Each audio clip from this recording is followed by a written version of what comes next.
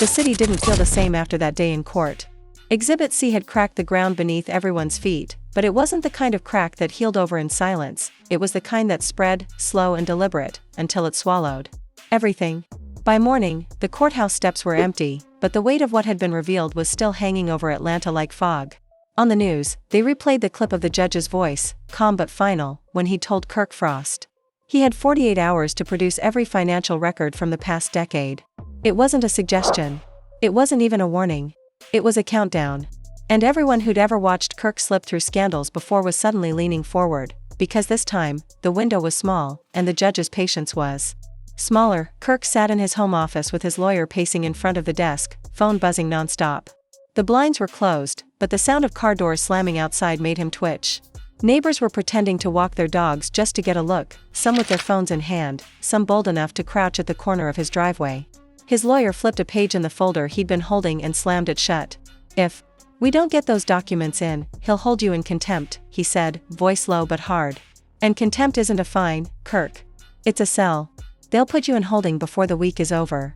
Kirk ran a hand over his face, muttering about how they didn't need every single damn thing from the last 10 years.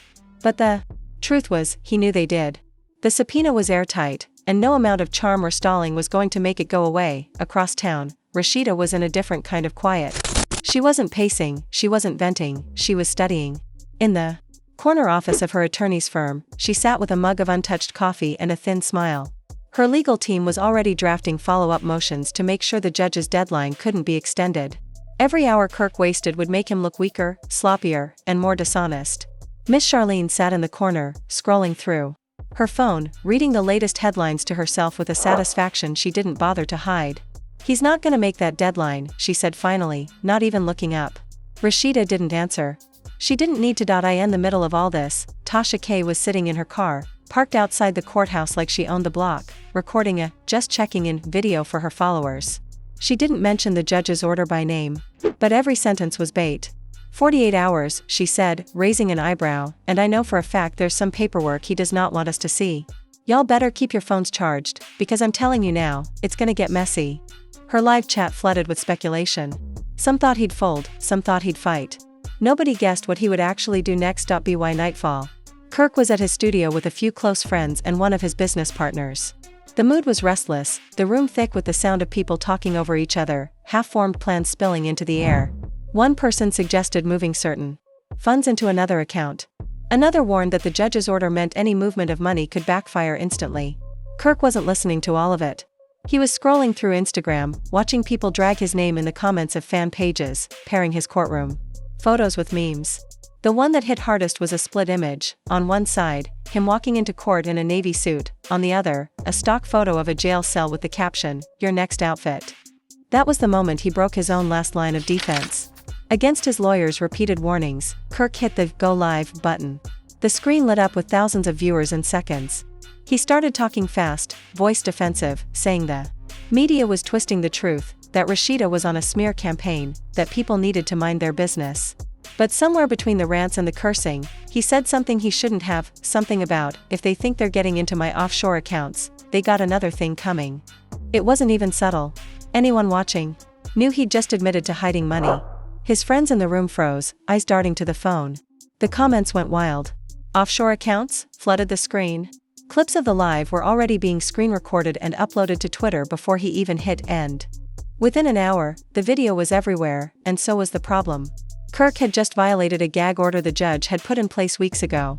It wasn't public knowledge until now, but his live stream made it obvious, and in the legal world, that was like poking a bear with a stick. Rasheeda's lawyer wasted no time. By morning, a new filing was in front of the judge, asking for immediate sanctions for contempt of court. The request was clean, professional, but there was an undercurrent in the language that everyone could feel. This wasn't just about punishing him. This was about setting the stage to break him. The next 48 hours moved fast for everyone except Kirk. Reporters gathered outside his studio. Anonymous tips started flowing to the blogs, some about old girlfriends, others about mysterious deposits from accounts nobody could trace. Jasmine's name surfaced again, this time tied to a different bank branch than before. She ignored the first few calls from her lawyer, but when a subpoena showed up at her door, she knew it wasn't going away. In the dark of her apartment, she stared at her phone, wondering if she should warn Kirk or let the tide pull him under, and somewhere, far from the noise, Miss Charlene was already planning her next public statement, her mind turning over the same phrase again and again, one she'd been saving for the moment she knew was coming. Because whether Kirk believed it or not, the clock was ticking, and this time, the countdown wasn't ending with a press release. It was ending with a door slamming shut behind him. By the time the sun rose, the damage was irreversible. Kirk's late-night rant had already been dissected by every gossip page, news outlet, and armchair legal analyst in the city.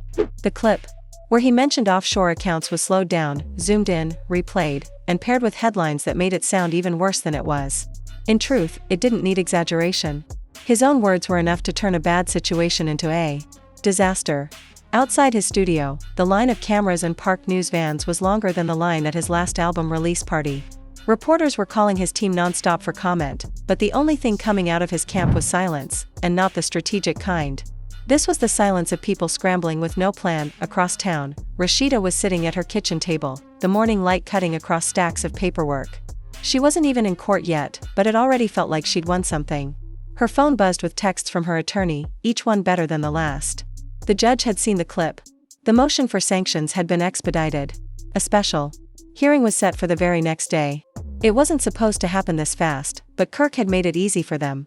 He's going to walk in thinking it's another warning, her attorney wrote, but the judge is already talking consequences.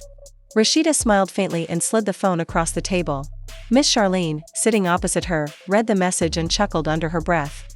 He's gonna learn today, she said, sipping her tea. Meanwhile, Jasmine was back in the spotlight whether she wanted it or not. Her lawyer called 3 times before she picked up, voice low like someone was listening. The subpoena wasn't just for her testimony now, it was for financial documents tied to a bank account she thought no one knew about. The same account. Kirk had sent her money through in cash deposits, never electronic, always quiet. She knew what would happen if those records surfaced. It wasn't just about him anymore. Her own name would be dragged through court filings and headlines, and she wasn't sure she could survive that storm again. But the subpoena didn't leave room for fear. She either complied, or she risked her own contempt charge. That afternoon, Kirk's lawyer called an emergency meeting at his downtown office. Everyone who showed up could see the weight of the situation on his face. You didn't just violate a gag order, he told Kirk, pacing behind his desk. You admitted to hiding money, on video. The judge has every reason to lock you up for this, and if we don't get ahead of it, that's exactly what's going to happen. Kirk leaned back in his chair, jaw tight, muttering about media witch hunts and Rasheeda's team setting him up. The lawyer cut him off. This isn't VH1. This is court. You don't get to edit the footage. The room went silent that night. While the rest of Atlanta was watching the drama unfold online, Kirk made another move that would come back to haunt him. He met with Subject A in a dimly lit restaurant on the outskirts of the city. They sat in a back booth, speaking in low voices, but it didn't matter. A paparazzo with a long lens had been tipped off and snapped photos through the window. Within hours, those pictures were everywhere, Kirk leaning in close, Subject A's hand on his arm, both of them looking like co-conspirators. The captions wrote themselves. Strategizing before court, one blog teased. Or just saying goodbye before the cuffs, another mocked. The next morning, the courthouse was a fortress. Security was tight, not just for the high-profile hearing, but because the crowd outside had doubled overnight. Fans, haters, bloggers, and even rival reality stars had shown up to see if today was the day Kirk finally got knocked off his pedestal. Inside, the air was heavy with expectation. Rasheeda sat at the plaintiff's table in another razor-sharp suit, her expression calm but unreadable. Kirk entered through the side door, flanked by his lawyer, avoiding eye contact with the gallery. When the judge took his seat, the room fell into silence. He didn't waste time on pleasantries. Mr. Frost, the purpose of this hearing is to address your failure to comply with this court's order, as well as your violation of the gag order imposed in this matter. Kirk's lawyer launched into a rehearsed defense, painting the live stream as a moment of emotional venting, taken out of context by social media. The judge wasn't moved. Mr. Frost, he said, leaning forward, your own words were clear. You acknowledged accounts you failed to disclose. That is a direct violation of this court's discovery orders.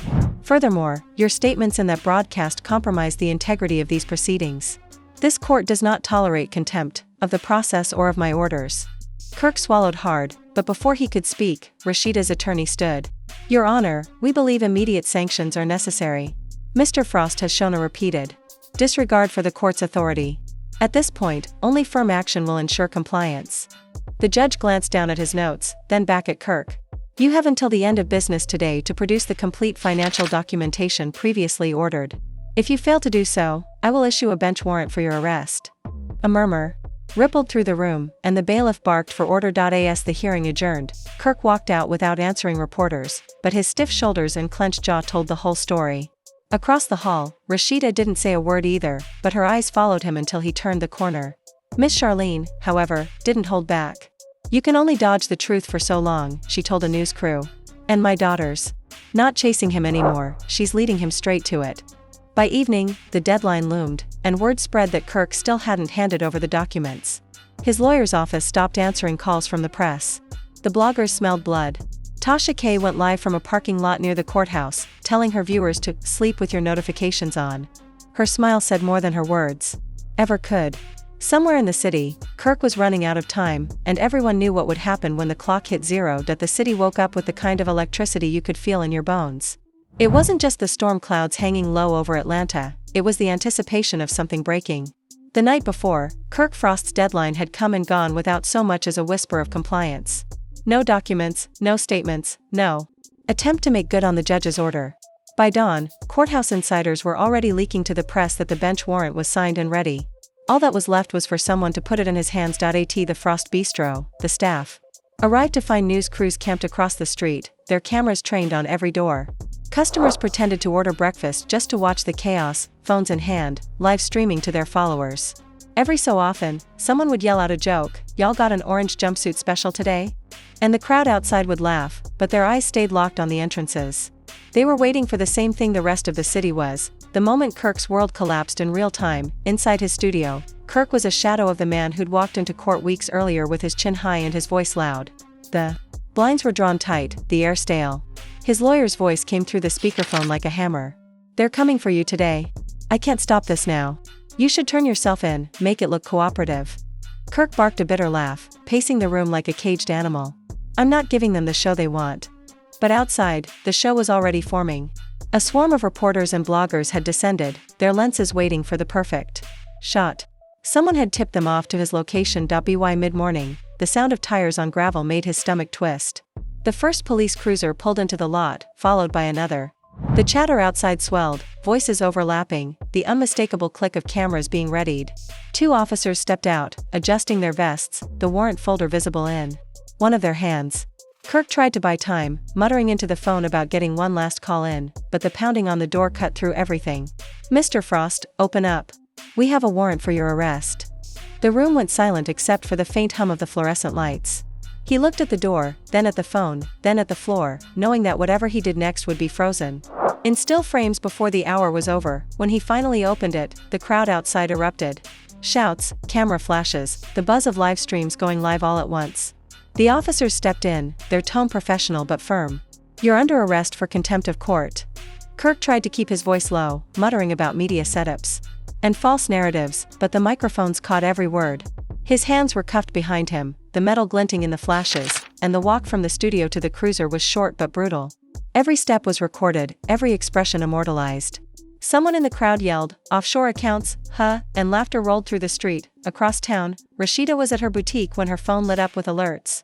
She didn't rush to check them.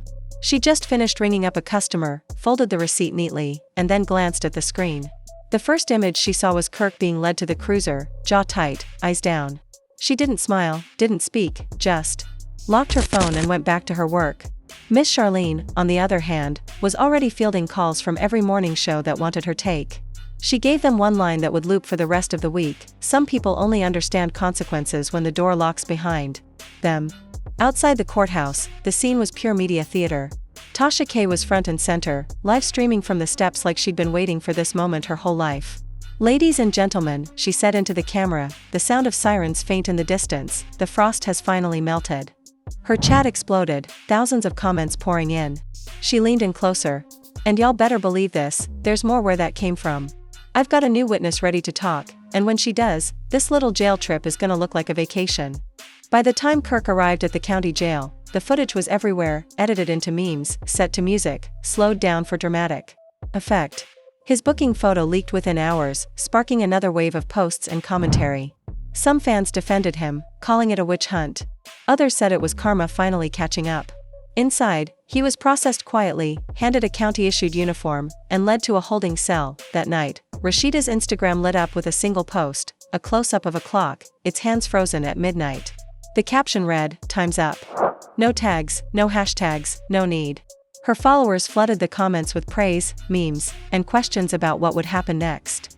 And somewhere in the quiet hum of the jail, Kirk lay on the narrow cot, staring at the ceiling, finally without an audience, except for the one person he couldn't shake. Himself, because even as the metal door clicked shut, he knew the worst wasn't over. Rasheeda's case was still alive, the financial trail was still unfolding, and the next witness could put him in deeper trouble than a contempt charge ever could. The war hadn't ended in handcuffs, it had just entered a new battlefield. And outside, Atlanta was already sharpening its knives for the next round.